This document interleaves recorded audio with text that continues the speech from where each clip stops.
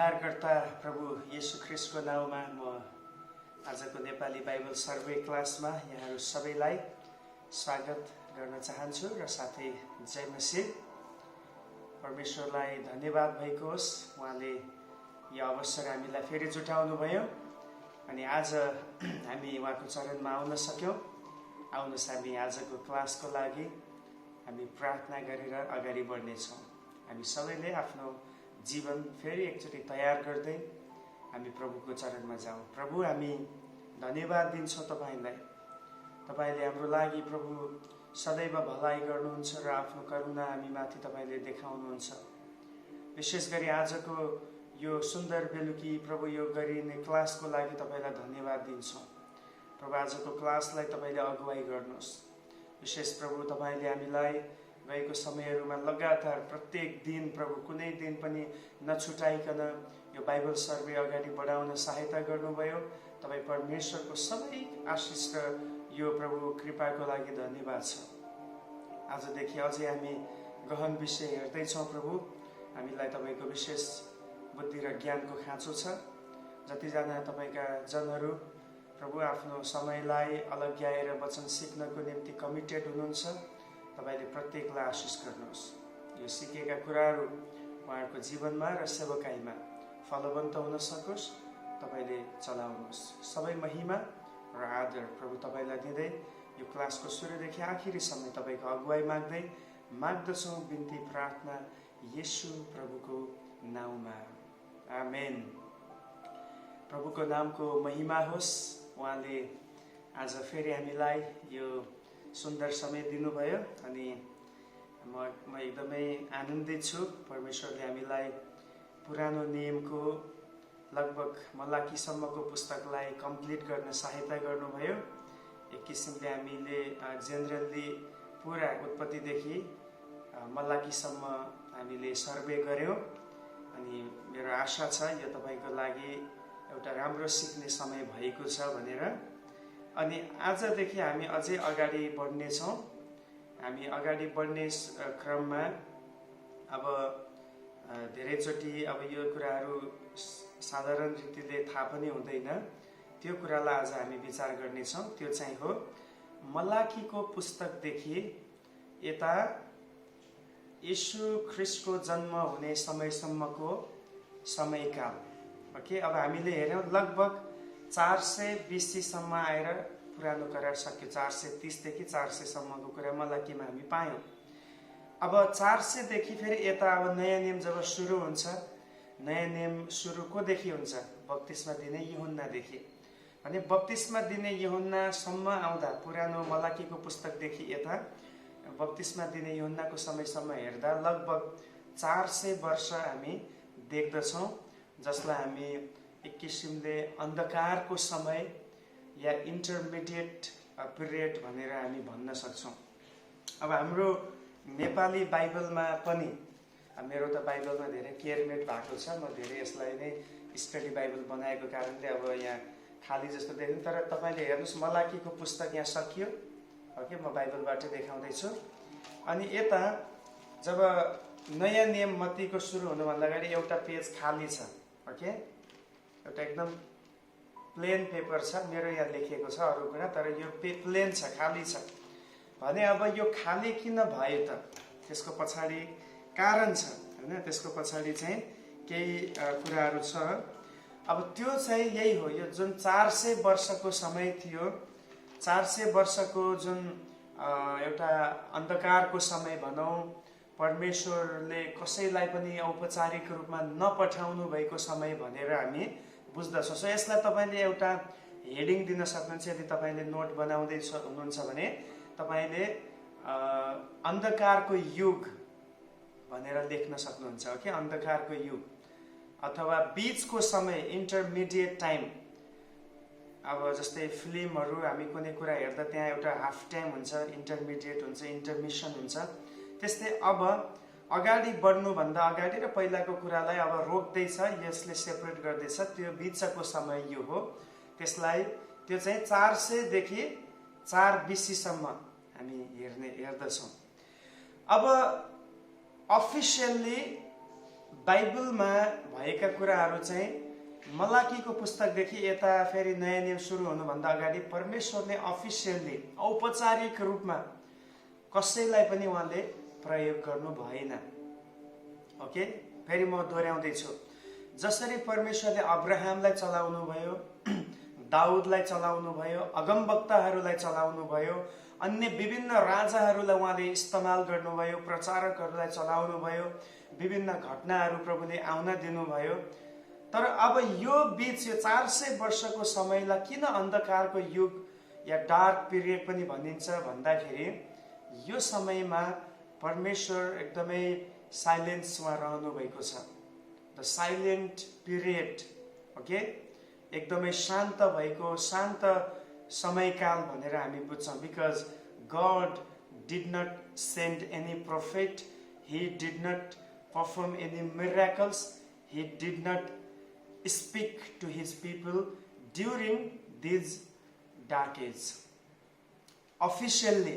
Okay, so यो कुराहरू छ। तर अब अनअफिसियल्ली परमेश्वर अब चुपचाप बस्नु भन्दैमा केही कामै भएन भन्नु त होइन।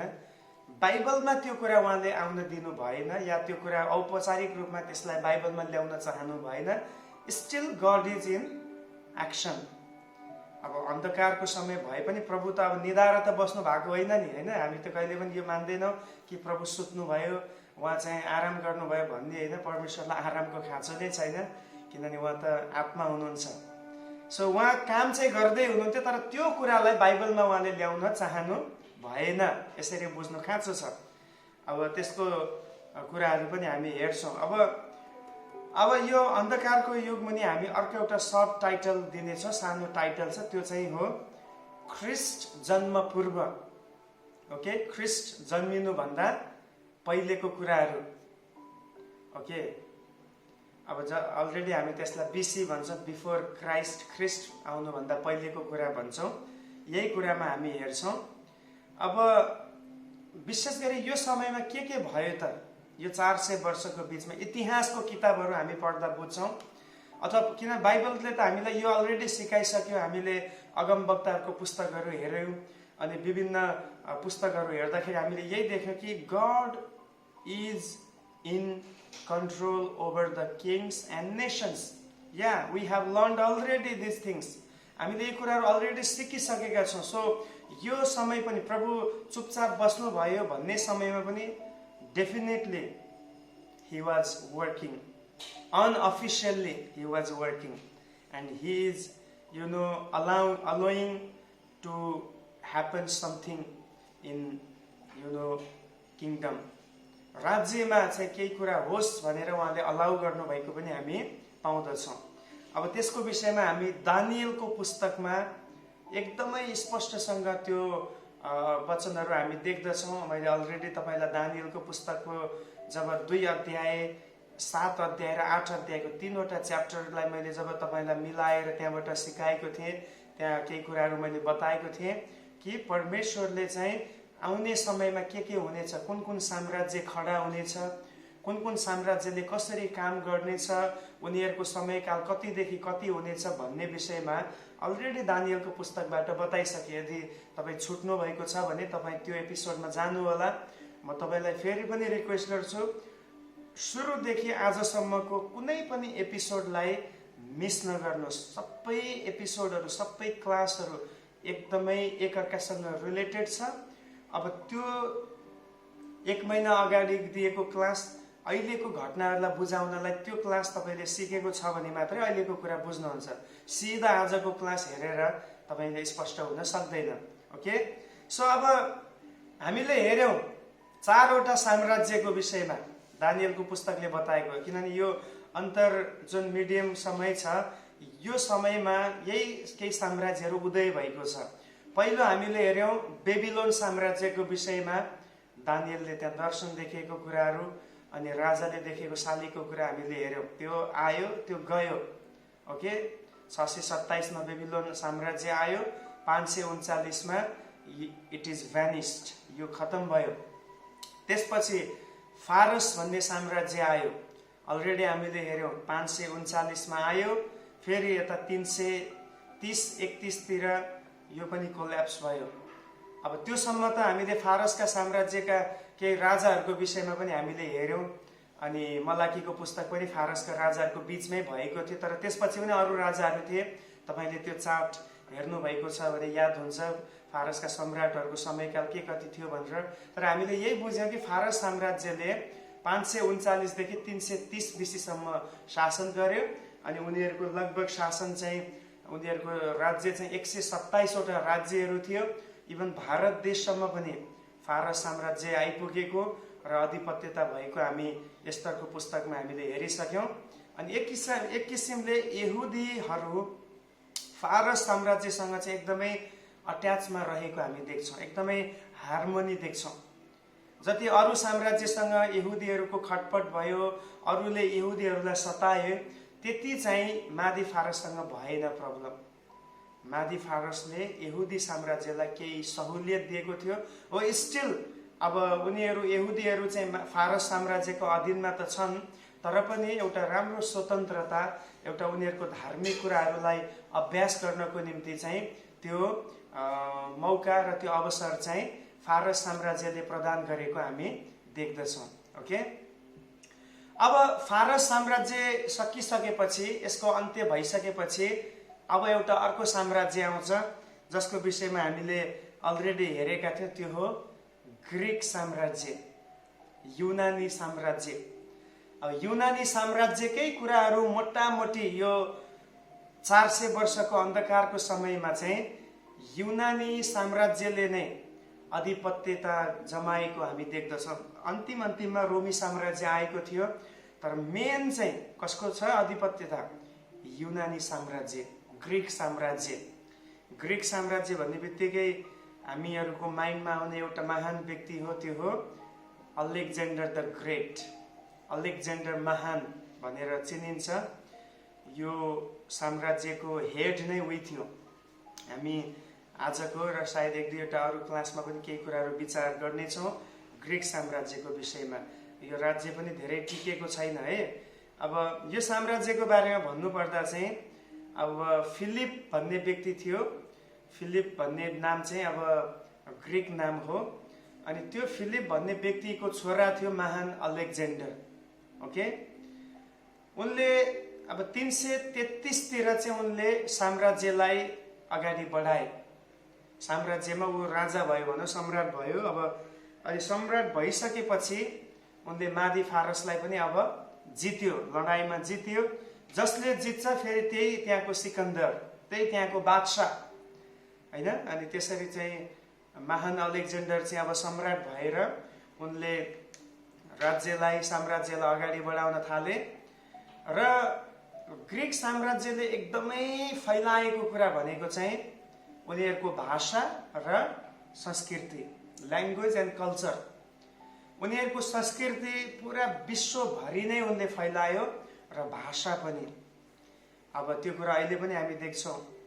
हरेक जब तपाईँ हाई लेभलको पढाइहरू गर्नुहुन्छ, मास्टर लेभलमा तपाईँ पुग्नुहुन्छ, धेरै कुराहरू ग्रिक सिक्नै पर्छ। तपाईँ बाइबल कलेज गर्नुहुन्छ, बिटिएस गर्नुहुन्छ, 1 सेमिस्टर त ग्रिक ल्याङ्ग्वेज सिक्नै पर्छ। जब तपाईँ बिडीमा एमडीमा पुग्नुहुन्छ, त्यहाँ तपाईँले पुरा ग्रिक बाइबल नै पढ्नुपर्ने हुन्छ। किनभने अब नयाँ नियमको अधिकांश कुराहरू चाहिँ ग्रिक कल्चरसँग र ग्रिक भाषामा लेखिएको छ। किन चेलाहरूले ग्रिक भाषामा लेखेको छ। हिब्रू भाषा त्यति अब फैलिएन, किन त्यो चाहिँ सीमित भयो यहुदी जातिमा। तर ग्रिक भाषा यो चाहिँ अहिलेको इङ्ग्लिस भाषा जस्तै, अङ्ग्रेजी भाषा जस्तै पुरा विश्वव्यापी रूपमा नै फैलिएको छ। त्यसमा अहिले पनि कतिवटा जुन टर्म्सहरू हामी हेर्छौँ, मुख्य शब्दहरू सबै ग्रिकबाट हुन्छ। हस्पिटलहरूमा जानुभयो भने जति पनि लोजी आउँछ, गाइनोलोजी, ओके, अरू के कुरा आउँछ, जति पनि मेडिकल टर्म्सहरू छ, मेडिकल शब्दहरू छ, त्यो सबै ग्रिक भाषाबाट नै आएको छ। त्यसैले मैले भनिसकेँ, यदि तपाईँ जब पढाइमा माथिल्लो स्तरमा पुग्नुहुन्छ, जब तपाईँ डिग्रीमा पुग्नुहुन्छ, मास्टर गर्ने कुरामा हुनुहुन्छ, माथि अब तपाईँ डिमिन डक्टरेट गर्नुहुन्छ, यो सबैमा ग्रिक ल्याङ्ग्वेज कम्पलसरी छ। किनभने योसँग जोडिएको छ पुरा संसारको इतिहास नै। ओके, अनि उनले चाहिँ आफ्नो भाषा र संस्कृतिलाई चाहिँ चारैतिर फैलाएका छन्। अनि एउटा म समराइज गरेर भन्दैछु, फेरि हामी डिटेलमा हेर्नेछौँ। अब 333 मा उनी राजा भए, सम्राट भए। 323 मा नै उनको मृत्यु भयो। भनाइको अर्थ एकदमै जवानी अवस्थामा जब सबै कुरालाई उनले आफ्नो अधीनमा गराए, त्यसपछि उनको के भयो? मृत्यु हुन्छ। अनि इतिहासले यही भन्छ, जब उनको मृत्यु भएको थियो उनले यही भनेका थिए, मेरो दुवै हात बाकसको बाहिर खुल्ला राखियोस्, यसरी ओपन, होइन, एकदमै खुल्ला होस्। अक्सर मान्छे मरिसकेपछि उसको पुरा शरीरलाई बाक्साभित्र राखिन्छ, त्यसको केही पनि अङ्ग देखिँदैन भने सम्राटले यही भनेको थियो कि मेरो मृत्युमा चाहिँ दुईटै हात बाहिर राखियोस्। अनि त्यसपछि मान्छेहरूले यही भन्छ, किन तपाईँको यस्तो गर्नुपर्ने राजा सम्राट भनेर भन्दाखेरि उनले यही भन्छ, संसारलाई छोटो उमेरमा छोटो समयमा जित्ने महान अलेक्जेन्डर पनि मर्दाखेरि सबै कुरा हासिल गरेर अन्तिममा मर्दाखेरि रित्तै हात फर्किएको छ भनेर संसारले बुझोस्।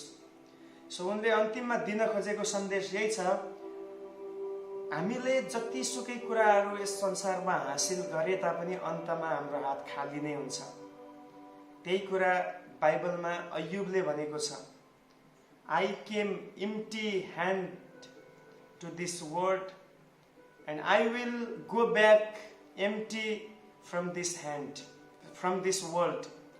Okay, म खाली नै आएको थिएँ, खाली हात नै थिएँ, म खाली नै वापस जानेछु।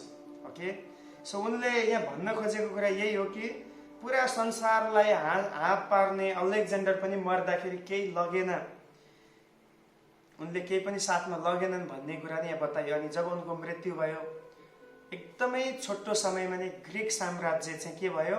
टुक्रा टुक्रा भयो। It divided into 4 parts. Okay, Greek साम्राज्य अब 4 भागमा विभाजित भयो, तर स्टिल त्यो चाहिँ ग्रिक साम्राज्य नै हो, तर अलग अलग शक्ति अलग अलग ठाउँमा अलग अलग कानुनहरू बन्न थाल्यो। अहिले पनि ग्रिक साम्राज्यको नामले त चिनिन्छ, ओके, तर एउटै चाहिँ होइन, 4वटा हिस्सामा विभाजित भयो। अब यो सबै कुरा बाइबलमा लेखिएको छैन, तर यसको विषयमा दानियल भविष्यवक्ताले उनले यो विषयमा अगमबानी बोलेको हामी पाउँदछौँ। अब अलिकति ग्रिक साम्राज्यको आजको क्लासमा हामी ग्रिक साम्राज्यकै बारेमा हेर्नेछौँ र भोलिको क्लासमा हामी त्यो विभाजित भएका राज्यहरू, अरू राज्यहरूको विषयमा हामी हेर्नेछौँ, अगाडि बढ्नेछौँ। अब अलेक्जेन्डर भन्ने जो व्यक्ति छ, अघि मैले भने उनको पिताको नाम चाहिँ फिलिप थियो। अलेक्जेन्डर चाहिँ जन्मिँदाखेरि 336 मा, ओके, माकेडोनिया नामक सानो देशको उनी राजा भए। 336 मा जन्मिने कुरा होइन, उनी चाहिँ राजा हुँदा पहिलो पटक उनी राजा हुँदाखेरि चाहिँ माकेडोनिया भन्ने जुन एउटा देश थियो, एउटा सानो देश थियो, धेरैले त्यो देशलाई चिन्दैन थियो, होइन। पछि नयाँ नियममा हामी देख्छौँ पावललाई माकेडोनियातिर जाने दर्शन भयो भनेको छ, अहिलेको युरोपमा पर्दछ। सो माकेडोनिया भन्ने सानो देशको उनी राजा भए, कहिले? 336 मा। अनि उनी एक्चुअली उनको जुन शिक्षा थियो, उनको जो फाउन्डेसन थियो एकदमै राम्रो थियो। युनानी एकदमै दार्शनिक, एकदमै चलेको दार्शनिक थियो अरिस्टोटल भन्ने। अहिले पनि फिलोसफी पढ्नेहरूले यो दार्शनिकको शिक्षालाई अनि अरू विभिन्न व्यक्तिहरूलाई पढ्नै पर्दछ, किन उनीहरू एकदमै हस्तीहरू हो शिक्षाको क्षेत्रमा, फिलोसफीको कुरामा। अरिस्टोटल अनि त्यसै गरी अन्य अरू व्यक्तिहरू, सुक्रात, होइन, प्लेटो, यी धेरै व्यक्तिहरू थिए, उनीहरू चाहिँ एकदमै महान दार्शनिकहरू हुन्। सो अलेक्जेन्डरले आफ्नो बाल्य अवस्थामा शिक्षा कोबाट पाए भन्दाखेरि एउटा महान दार्शनिक अरिस्टोटलबाट पाए। ओके, अरिस्टोटलबाट उनले शिक्षाहरू पाएका थिए। अनि 336 मा त उनी एउटा सानो देशको राजामा सीमित भए, तर 334 तिर चाहिँ उनले आफ्नो राज्यलाई बढाएर लगभग भारतसम्म नै पुर्याएको इतिहासमा हामी पाउँछौँ। ओके, भारतसम्म उनको सेना चाहिँ यति ताकतवर थियो, यति शक्तिशाली थियो। अनि यो राजा एकदमै क्रूर थियो, एकदमै निर्दयी थियो। अनि उनीहरू चाहिँ भारत देशसम्म नै लडाइँ गर्दै गर्दै उनीहरू आएको थियो। अब पहिला फारस साम्राज्यको समयमा पनि भारतसम्मै शासन थियो। पछि जब फारस अलिकति कमजोर हुँदै गयो, फेरि त्यहाँनिर अब भारतले अब अरू देशहरूले चाहिँ उनीहरूबाट आफूलाई अलग्याउन खोजे। उनीहरू स्वतन्त्र राज्यमा अगाडि बढ्न थाले। तर फेरि अलेक्जेन्डर जब राजा हुन्छ, उनले चाहिँ के गरे भन्दाखेरि 334मा चाहिँ फेरि भारतलाई कब्जा गरे। ओके, अनि अब यो युनानीहरूले एकदमै यहुदीहरूलाई चाहिँ बारम्बार सताउने गर्थे, धेरै दुःख दिए। अब दानियलको पुस्तकमा हामी देख्छौँ मन्दिरमा सुँगुरको बलिदान चढाइएको घृणित पशुलाई लगेर, अब यहुदीहरूको लागि सुँगुर भनेको अपवित्र जानवर हो, अशुद्ध जानवर हो। तर यो ग्रिक साम्राज्यमा र पछि विभाजित भएका जुन शासकहरू छन्, एकदमै क्रूर शासकहरूले चाहिँ के गरे भन्दाखेरि त्यहाँ चाहिँ यहुदीहरूको मन्दिरमा लगेर सुँगुर बलिदान चढाए। कति घृणित काम। अनि दानियल 9 अध्यायमा हामी त्यो कुराहरू हामी देख्छौँ। उनले विनाशकारी घृणित थोक मन्दिरमा त्यहाँ ल्याइएको भन्ने कुरा उनले गरेको छ। त्यो हामी हेर्छौँ। अझै भोलिको पर्सिको क्लासहरूमा हामी डिटेलमा हेर्छौँ। म तपाईँलाई एउटा जानकारी मात्रै दिँदैछु। सो एक किसिमले एकदमै युनानीहरूले यहुदीहरूसँग मित्रताको व्यवहार गरेन। जसरी फारस साम्राज्यले मित्रताको व्यवहार गरे, त्यसरी के गरेन, यहुदीहरूलाई ग्रिकहरूले गरेनन्। उनीहरूले आफ्नो अन्य जाति पूजा आजाका कुराहरू, देवी देवताका कुराहरू, अनि धेरै अरू कतिवटा उनीहरूको संस्कृतिका कुराहरू चाहिँ उनीहरूले यहुदामा भित्राए र यहुदीहरूको जीवनमा त्यसलाई उनीहरूले अनिवार्य गरे। अब मानेन भने उनीहरूलाई हमला हुन्छ, उनीहरूको जीवन जोखिममा हुन्छ। मान्यो भने पाप हुन्छ, मानेन भने राजाले मार्छ, मान्यो भने यता स्वर्गको राजाले हान्नुहुन्छ। कस्तो गाह्रो हेर्नुहोस् त यिनीहरूलाई, यहुदीहरूलाई। कतिचोटि हामीलाई सजिलो छ, यहुदी अविश्वासी, यहुदी पापी, यिनीहरू व्यवस्था पाएर पनि नगर्ने, हामीलाई जज गर्न धेरै सजिलो छ। हामी एकदमै राम्रो न्यायाधीश बन्छौँ न्यायाधीश बन्ने कुरामा। तर उनीहरूको वास्तविक सिचुएसन्सलाई पनि त विचार गर्नु पर्यो। अब तपाईँ र म न्याय त गर्छौँ, अब यिनीहरू त त्यति जान्ने भएर पनि यिनीहरूले त पाप गरे।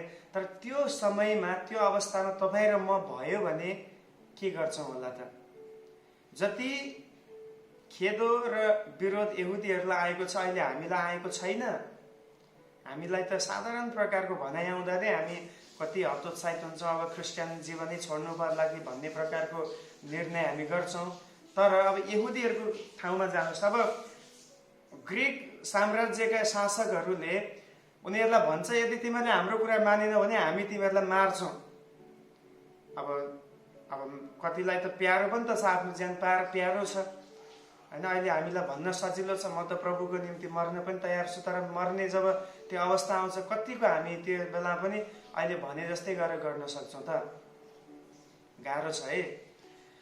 भने अब उनीहरूको लागि त्यो खतरा थियो एकदमै। अब सम्झौता पनि गर्नु भएन, जोगिनु पनि पर्यो। अनि त्यो समयमा एउटा जाति निक्लियो। अब जाति भन्नाले यहुदीहरूको बिचमा एउटा झुन्ड निक्लियो। त्यो झुन्ड चाहिँ हो, त्यसलाई हसिदिम भनिन्छ। हसिदिम भन्नाले चाहिँ त्यो शब्दको अर्थ हो, हिब्रू भाषामा हसिदिम भनिन्छ। हसिदिम भन्ने शब्दको अर्थ हो पवित्र जनहरू, पवित्र समूह भनिन्छ। भनेको त कति यहुदीहरूले सम्झौता गर्न थाले। अब हामीलाई त हाम्रै ज्यान प्यारो छ भाइ, हामी चाहिँ अब राजाको कुरा मानेर हामी बस्न चाहन्छौँ भनेर सम्झौता गर्न थाले। अनि त्यसपछि उनीहरूले ल्याएको सबै कुराहरूलाई आफ्नो देशमा आउन दिए। मन्दिरभित्र गलत प्रकारका त्यहाँनिर आराधनाका प्याटर्नहरू सुरु भयो। अनि यो देखिसकेपछि यहुदीहरूको बिचमा एउटा झुन्ड तयार भयो। No, we will never compromise with sin because we have a law of God. हामीसँग चाहिँ परमेश्वरको व्यवस्था छ। So we cannot compromise with sin easily. हामी पापसँग ती सजिलै सम्झौता गर्न सक्दैनौँ। सो हामी विरोध गर्छौँ। We will stand and we will protest. हामी खडा हुन्छौँ र हामी विरोध गर्छौँ। यो तरिकाहरू, यो सिस्टमको, जस्तै अब समय समयमा हामी पनि देख्छौँ हरेक देशमा जब केही कुरा गलत हुन्छ, जब केही कुरा बिग्रिन्छ, त्यहाँ चाहिँ एउटा झुन्ड खडा हुन्छ। नेपालमा जब राज शासन थियो त्यहाँ हामी देख्यौँ माओवादी भन्ने झुन्ड निक्ल्यो, अनि पछि उनीहरूले निकै ठुलो भूमिका खेले नेपालमा पनि अब गणतन्त्र भनौँ, अब लोकतन्त्र ल्याउनको निम्ति, राज शासनको अन्त्य गर्नको निम्ति माओवादी निक्ल्यो, किनभने कतिवटा कुरा गलत थियो। अब त्यस्तै ठाउँ ठाउँमा, हरेक ठाउँमा त्यो कुराहरू छ। जब पनि केही कुरा गलत हुन्छ, कतिले त त्यसलाई स्वीकार गर्छन्, एडप्ट गर्छन्, तर सबैजना त अन्धो हुँदैन, अनि उनीहरूले त्यसको प्रोटेस्ट गर्दछन्। सो यहाँ पनि यो हसिदिम भन्ने समूहहरू जो चाहिँ उनीहरूले यही हसिदिम भन्ने शब्दको अर्थ यही हो कि पवित्र जनहरू, हामी पवित्र हौँ, अब हामी पापसँग सम्झौता गर्दैनौँ, हामी गलतको विरोध गरेर हामी खडा हुनेछौँ, भले हाम्रो ज्यान जाओस् तर हामी सम्झौता गर्दैनौँ भन्ने प्रकारले यो समूहहरू खडा भए। अनि पछि गएर नयाँ नियममा यही समूहहरू नै फरिसीहरू थिए। याद गर्नुहोस् है, फरिसी, अब यो सदुकी फरिसी कहाँबाट आए भन्ने लाग्छ। अस्ति कसैले मलाई प्रश्न पनि गर्नुभएको थियो मेरो पर्सनल मेसेजमा आएर कि अलिकति सदुकी र फरिसीको बारेमा बताइदिनुहोस्। अब आज तपाईँलाई बताउँदैछु। अब फरिसीको बारेमा आज बताउँछु। जब हामी टपिक बाइक जान्छौँ सबै कुरा खुल्ला हुन्छ, सो कहिले पनि एपिसोडहरू मिस नगर्नुहोस्। त्यसकारण म भन्छु, फरिसीहरू भनेको चाहिँ एक किसिमले आफ्नो विश्वासमा, आफ्नो धर्ममा कट्टर भएर अरू कुनै दायाँ बायाँका कुराहरूसँग नलाग्ने, अरू कुनै पनि कुरालाई एडप्ट नगर्ने, जो व्यवस्था छ र त्यसमा अझ कति चाहिँ आफैले थपेर पनि एकदमै पवित्र बन्ने एउटा समूह हो कि फरिसीहरू। फरिसी भन्ने शब्द पछि नयाँ नियममा फरिसी भन्ने शब्द चलाइयो। त्यो समूह भनेको चाहिँ यो हसिदिमहरू हो। अनि एक्चुअली यिनीहरू राम्रो समूह हो, यिनीहरू एकदम गुड ग्रुप हामी देख्दछौँ, एकदमै इक्जाम्पल हामी देख्छौँ। किनभने सबैले गलतसँग सम्झौता गऱ्यो भने फेरि धार्मिकताको के हुने, ओके, प्रभुको वचनको के हुने। त्यसमा उनीहरूले एउटा स्ट्यान्ड लिए, हामी सम्झौता गर्ने छैन, हामी गिर्ने छैनौँ, हामी सामना गर्नेछौँ। सो यसरी चाहिँ उनीहरू अगाडि बढे। अनि अब यो सबै कुराहरू दानियल 2 अध्यायको 32 पदमा होइन, अनि 39मा, 7 अध्यायको 6मा, 8 अध्यायको 5मा, जकरिया 9 अध्यायको 1 देखि 8मा, यो अलरेडी मैले तपाईँलाई दानियलको पुस्तकमा हुँदा बताइसकेको छु। बस एउटा योसँग सम्बन्धित भएर रेफरेन्सहरू टिप्नु होला है त। दानियल 2को 32, त्यहाँनिर चाहिँ शालिगको के छ, पेट र तिग्राहरू के को थियो अरे, काँसाको थियो, जसले ग्रिक साम्राज्यलाई देखाउँदैछ। 39को खमा, 2को 39को खमा हामीले हेऱ्यौँ, त्यसले चाहिँ अब ग्रिक साम्राज्यलाई सम्बोधन गर्दै थियो। 7को 6मा हामीले हेऱ्यौँ होइन, अनि 8को 5मा हेऱ्यौँ, त्यहाँ चाहिँ बोका जस्तै बताइयो भन्ने कुरा होइन। अनि त्यसपछि भालु जस्तै, एउटा जङ्गली भालु जस्तै थियो भन्ने कुराहरू जकरिया 9 अध्यायको 1 देखि 8मा तपाईँले पढ्नु। यो सबै पदहरू पढ्दाखेरि चाहिँ महान अलेक्जेन्डरको विषयमा नै बताएको र भविष्यवाणी भएको हामी पाउँछौँ। त्योदेखि बाहेक अरू कुनै पनि बाइबलमा उनीहरूको बारेमा लेखिएको छैन, किनभने यो चाहिँ यो 400 वर्षको समयकालमा आएको थियो।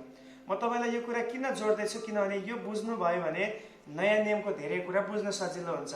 अब इक्जाम्पलको लागि तपाईँले अब यो बुझ्नुभयो, येशूले पनि ग्रिक भाषा बोल्नुहुन्थ्यो। किनभने ग्रिकको इन्फ्लुएन्स एकदमै फैलिएको थियो। येशूको समयमा फरिसीहरू कहाँबाट आए, अचानक पुरानो नियममा त देख्दैनौँ, कहाँबाट आए नयाँ नियममा भन्ने हामीलाई लाग्छ। त्यसको उत्तर तपाईँले पाउनुभयो। यही गलत समूहहरू यो ग्रिक साम्राज्यले ल्याएको कुराहरूलाई विरोध गर्न, प्रोटेस्ट गर्नलाई खडा भएका हसिदिमहरू नै पछि गएर फरिसी बनेको हामी पाउँदछौँ।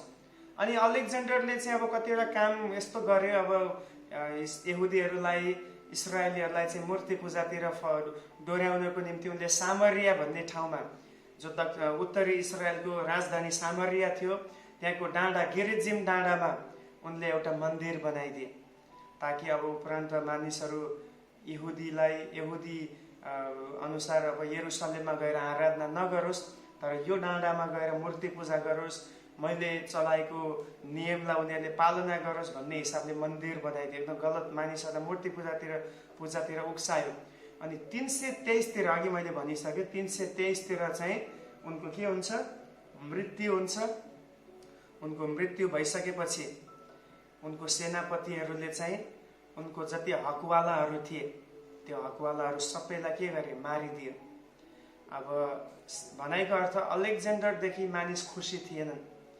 अब उनकै सेनापतिले मारे भन्नुको अर्थ यो हो कि उनको सेनापति पनि खुसी थिएन आफ्नो सम्राटदेखि। याद गर्नुहोस्, खराबलाई कसैले पनि मन पराउँदैन, बदला लिने मानिसलाई कसैले पनि मन पराउँदैन, हत्या हिंसा गर्ने र तरबार चलाउनेलाई कसैले पनि प्रसन्न गर्दैन। त्यसकारण त उनकै सेनापतिले अन्तिममा उनी मृत्यु भएपछि त उनको छोरा हुनुपर्ने थियो नि, तर या उनको अरू मानिसहरू थिए होला परिवारमा, त्यो सबै अंशियारहरूलाई उनले सेनापतिहरूले मारिदिए। त्यसपछि यो राज्य के भयो? 4वटा हिस्सामा स्प्लिट भयो। अब हामी भोलिको क्लासमा कोसिस गर्नेछौँ यो 4वटा राज्यहरूको विषयमा एक एक गरेर हेर्ने, अनि यसमा अलिकति समय बिताउँ, किनभने यो एकदमै सिक्नुपर्ने, बाइबलसँग रिलेटेड भएको, बाइबलमा नलेखिएको तर बाइबलको कुराहरूसँग रिलेटेड भएको एकदमै रेलिभेन्ट कुराहरू यहाँ हामी देख्छौँ। सो भोलि हामी अरू राजा अलेक्जेन्डर मरिसकेपछि उनको राज्य कुन कुन क्षेत्रमा विभाजित भयो, को त्यहाँ शासक भए, अगाडि यहुदीहरूको इतिहास कसरी बढ्यो, अब अहिलेसम्मको इतिहास तपाईँले बुझ्नुभयो होइन। यहुदीहरू एक किसिमले सङ्कष्टमा छन्, सतावट आइरहेको छ र पनि त्यहाँ चाहिँ विरोध गर्ने र आफ्नो देशलाई, आफ्नो धर्मलाई जोगाउनलाई हसिदिमहरू त्यहाँ खडा भएको हामी देख्छौँ। अब भोलि अरू कुराहरू हामी हेर्नेछौँ। सो यो क्लासबाट प्रभुले यहाँहरू सबैलाई आशिष दिनुभएको होस्। परमेश्वरको वचनमा अझै अगाडि बढौँ अनि भोलिको निम्ति हामी अगाडि बढ्नेछौँ अझै उत्साहको साथमा। सो यो भिडियोलाई अरूलाई पनि सेयर गरिदिनुहोस् ताकि उहाँहरूले पनि यो कुराहरू सिक्न सकोस्। अनि प्रभुले यहाँहरू सबैलाई आशिष दिउन्। जय मसीह।